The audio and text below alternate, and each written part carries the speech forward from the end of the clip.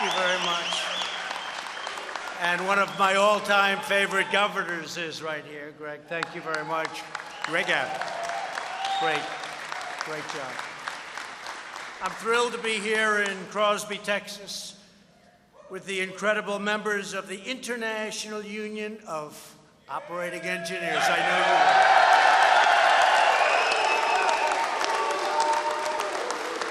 I know you well, and I also know who most of you voted for, and I appreciate it. When our nation builds and maintains pipelines and pumps, oil rigs and runways, bridges and boilers, operators get the job done with unmatched excellence and skill. There is nobody like you, nobody. With the help of the incredible workers in this room, the United States is now the #1 producer of oil and natural gas anywhere in the world, anywhere on the planet. Not even close. Made a lot of progress in the last 2.5 years, haven't we, huh? Took down a lot of barriers to production and to the pumping, so many different things. I just met some of you folks outside. They gave me a little lesson. I knew a lot, but I didn't know they could lay as much pipe as that, and so fast, Jim, right? So fast. Incredible. There's nobody in the world can do what you folks do. Yes. And we're going to make it easier for you. Because in a few moments, I will sign 2 groundbreaking executive orders to continue the revival of the American energy industry and jobs. My action today will cut through destructive permitting delays and denials. You know about that? You know about delays? Or it takes you 20 years to get a permit? Those days are gone. Now, you may not get it at all, but it's going to take... It's going to be quick if you don't. It'll be quickly missed. You know, they say, miss it quick. Do you ever hear that? Miss it quick. But that's not going to happen too often. So that you can get to work producing the energy and the infrastructure our country needs to thrive and compete and to win. All over the world, we're winning. Our country is respected again. Respected again. So we're pleased to be joined by your great union leadership. General President, a friend of mine, Jim Callahan. He knows all my friends back in New York. Big Jim. And your General Secretary, Treasurer, Brian Hickey. Brian.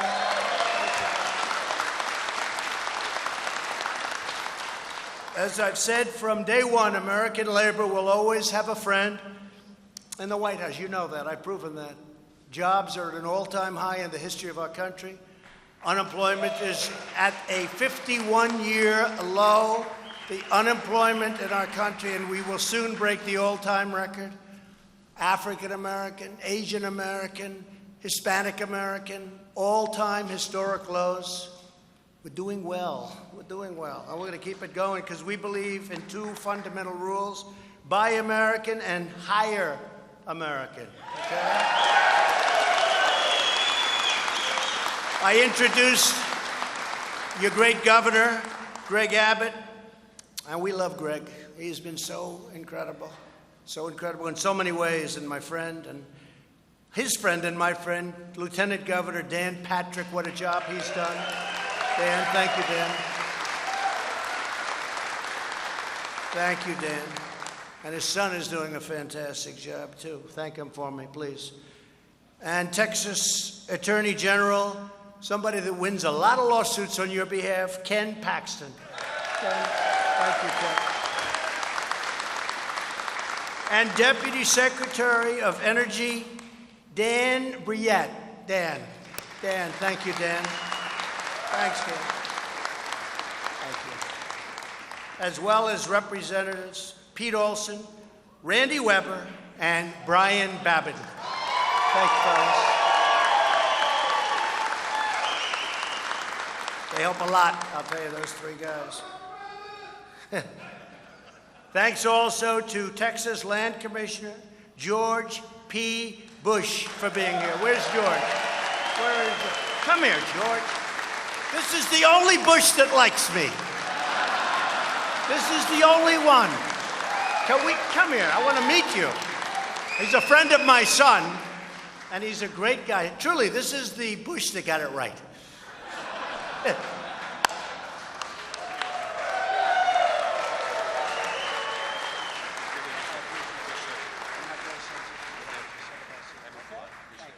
you very much. Good guy. I like him. He's going far. He's going places. Thank you, George. Here at the IUOE, International Training and Education Center, operators are perfecting their skills on cranes and pipe lifters, side booms, and angle dozers. I just saw them all outside. I'd love to work. I used to work machines. I'd work them. My father would have a job. I was very young. I won't say it because they'll report me. But I was much too young to work a machine, but I used to work a machine. And then I used to love the D10s. Now they make D12s. You don't get too many of them, but they still make them, right? Under this administration, we've ended the war on American energy like never before. Nobody believed that this was going to happen. And we put thousands and thousands of patriotic union members like you to work building our energy future. Since the election, we've created more than 5.5 million new jobs and more than 60,000 brand new oil and gas pipeline construction jobs. We approved the Keystone Pipeline almost on day one.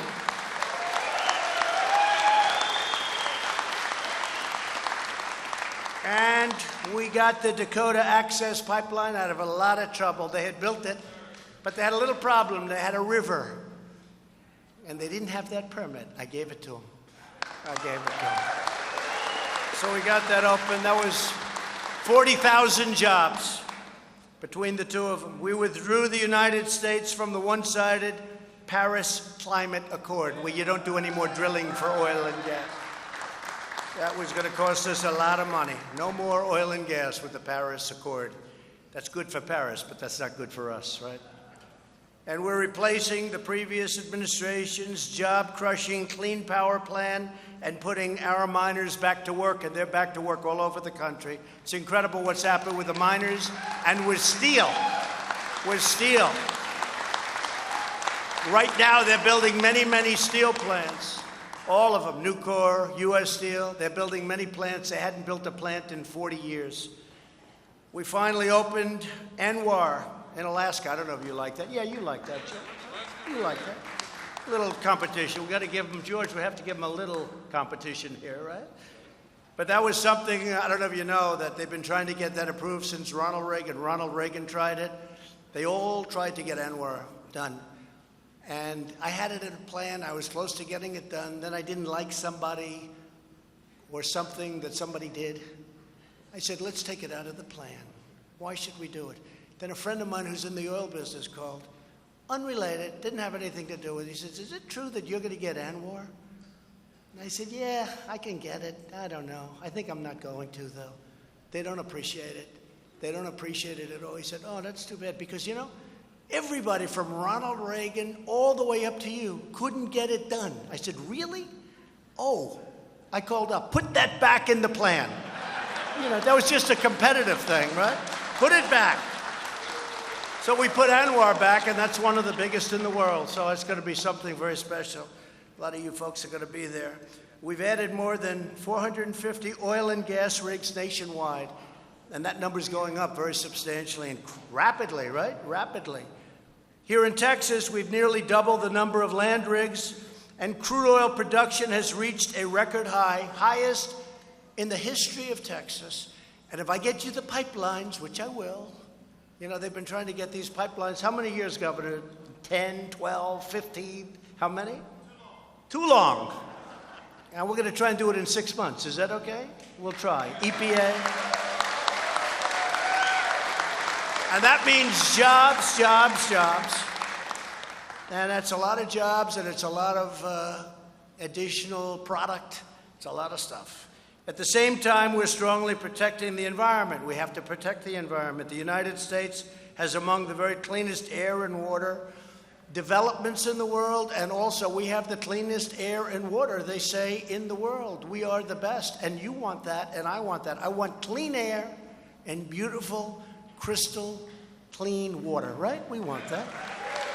People don't understand that about us. They don't understand that. And we also have right now the strongest, by far, economy anywhere in the world. We're the envy of the world. And we're negotiating deals with China, with Mexico, with Canada. And many of them are already negotiated. We have others to go, but we're doing a great job. The trade deals we were being taken advantage of, you would not believe. Yeah, you would believe. You guys understood it. You understood it better than the politicians. You understood it better than the people that used to stand here. But too often, badly needed energy infrastructure is being held back by special interest groups, entrenched bureaucracies, and radical activists. Shocking to hear that, isn't it? So true. For example, this past winter, Americans in New England, great place, paid up to 4 times more than nearby Pennsylvania to heat their homes. And also in New York, they're paying tremendous amounts of money more for energy to heat their homes because New York State blocked a permit to build the Constitution pipeline. It's a pipeline that goes across. And we actually buy a lot of oil from other countries like Russia because we aren't being permitted to build a pipeline through New York State. How about that? Not too good. This obstruction does not just hurt families and workers like you, it undermines our independence and national security. The 2 executive orders that I'll be signing in just a moment will fix this dramatically, accelerating energy infrastructure approvals. So we're going to get these approvals done quickly. We need help with New York. New York is hurting the country because they're not allowing us to get those pipelines through, and that's why they're paying so much for their heating and all of the things that energy and our energy produces. So hopefully they can come on board and get in line with what's happening. They also have a lot of energy under their feet, and they refuse to get it. And people are living up there, not doing well with jobs. It's not a good situation. But it'll change. My first order will speed up the process for approving vital infrastructure on our nation's borders, such as oil pipelines, roads, and railways. It will now take no more than 60 days. That's a vast improvement. And the president, not the bureaucracy, will have sole authority to make the final decision when we get caught up in problems. We'll do what's right. My second order will modernize regulations for LNG export terminals and encourage new infrastructure financing. It will improve access for workers and operators to maintain electrical lines. And finally, it will stop state-level abuse of water quality certifications. They abuse you. When you're nowhere near water, they abuse you. From blocking the construction of vital pipeline projects. As we rebuild our energy infrastructure, and it will be like never before. It's already, look at what's happened over the last 2 years. Now is also the time to train even more. American workers are going to perform their job better and better. Places like this, what a job you've done here, Jim. I just met your people. What a job you've done. What a job. Incredible. And you know what else? I just met them, and they also love what they do. If I say I'll trade places, you could have a beautiful apartment on 5th Avenue, and I can work teaching pipelines or helping. You know what? They would not switch with me, would they? And as far as the White House is concerned, they definitely wouldn't switch. The apartment may be close, but the White House, I don't know.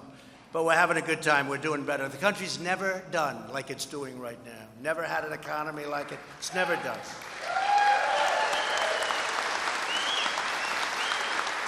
And you know, the world took advantage of us in so many ways, but certainly on trade, and that's coming to a halt. They understand that. They understand. They understood what was happening, and they don't even blame me. And I don't blame them. I don't blame China for taking out $500 billion a year. $500 billion. How about that? It wouldn't happen if you were negotiating. You almost say, who were these people that were making this letting this happen? And I said to President Xi of China, I don't blame you. I blame the people that were in my position. But those days are over. I said that. Those days are over. And we're in the process of doing a reasonable deal. But this is all why we launched the Pledge to American Workers, and our partners have committed to providing more than 6.7 million training and enhanced career opportunities to their American workforce. We've done an incredible job. My daughter Ivanka, she worked so hard on it. Walmart and all of the big companies have just stepped up, and they're doing an incredible job hiring people. So I'm proud to announce that the International Union of Operating Engineers signed the pledge today and committed to train almost 550,000 Americans for the jobs of tomorrow.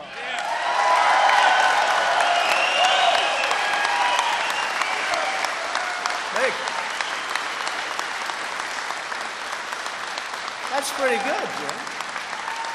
That's pretty good. That puts you up there with the biggest companies in the world, Jim. I'm impressed. You've come a long way. Huh? With us today is Brandon Cooper from the Operating Engineers Local 3. Brandon, come on up. He lost his job a few years ago and came here to learn about pipeline construction. Brandon, where's Brandon? Where's Brandon? Come here, Brandon. Say a few words, Brandon. Maybe you'll be a politician. Who knows?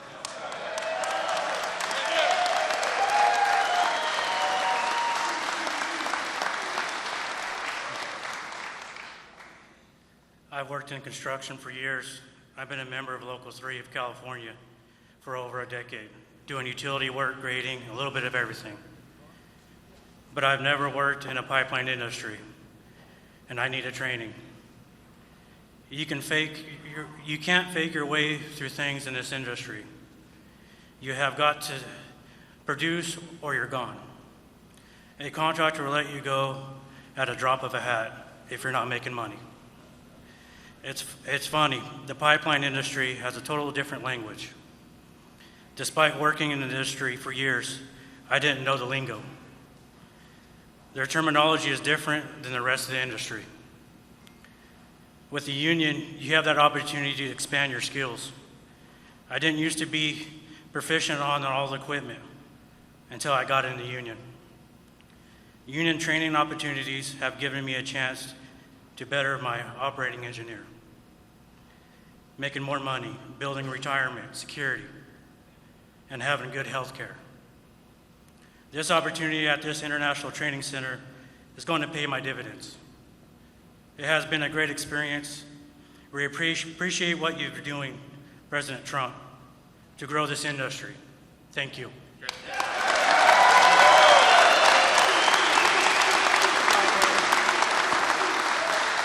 Good job. Good job, Brandon. Thank you very much. I also want to introduce the great Larry Kudlow, please. He wanted to be here today. I said, you don't have to come, Larry. He said, this is very important. Larry Kudlow, thank you. So now more than ever, our nation needs dedicated operators like all of you. With incredible grit and talent and spirit, you lay the pipes that power our industries, you raise the beams that build our skyscrapers, and you are the men and women who get up every day and make this country run and, frankly, make this country great. You do a great job.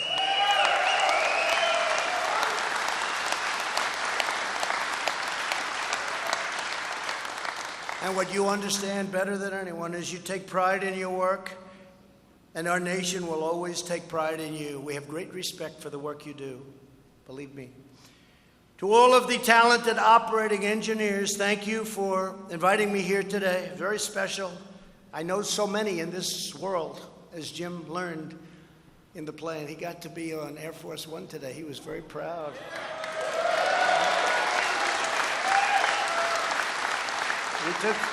We took a couple of pictures with that big plaque behind us. He was very happy, huh? Thank you, Jim. And thank you to the extraordinary devotion of all of you to our country. Together we are making America stronger and prouder and greater than ever before. God bless you all, and God bless America. Thank you.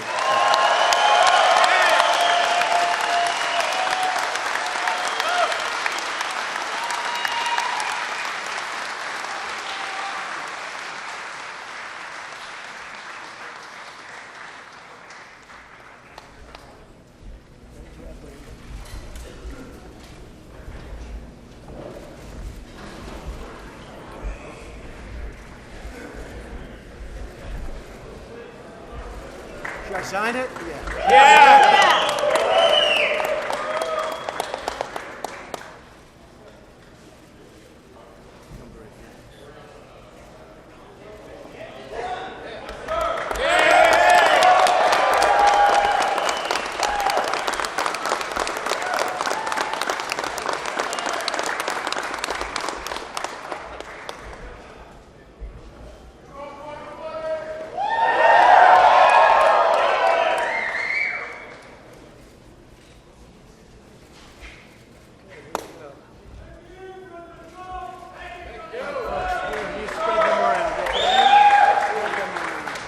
Thank you, everybody. Thank you. Thank you, folks.